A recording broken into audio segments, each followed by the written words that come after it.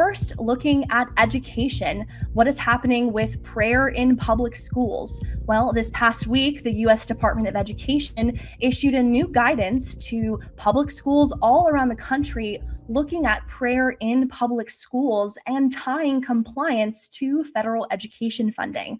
Now, this guidance comes after public schools saying that these employees, staff, and students, shouldn't pressure people within the public school system to engage in speech or affirm beliefs that conflict with their students' sincere religious views.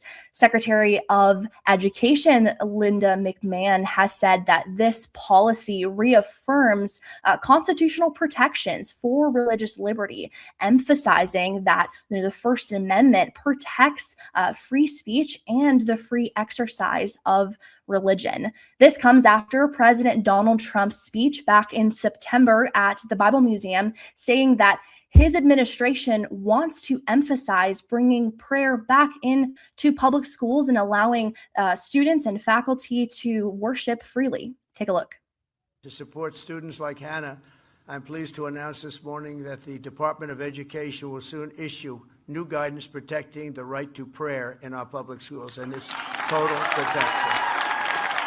Hannah, great job. See what you did, Hannah? Who knew?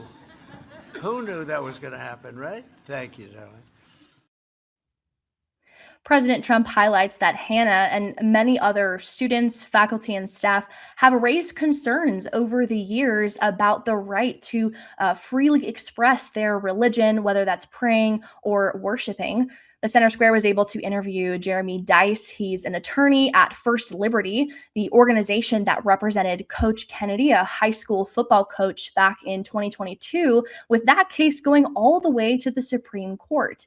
Jeremy emphasizes that this new guidance brought by the U.S. Department of Education reflects 250 years of American tradition, saying that this supports religious expression, even in public schools.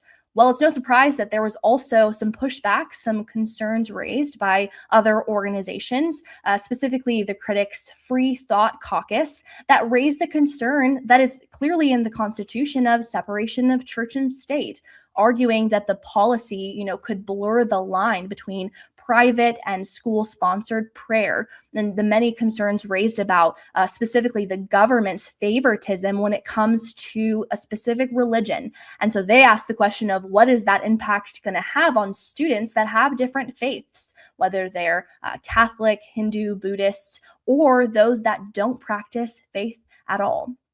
State education agencies must also file annual reports detailing compliance.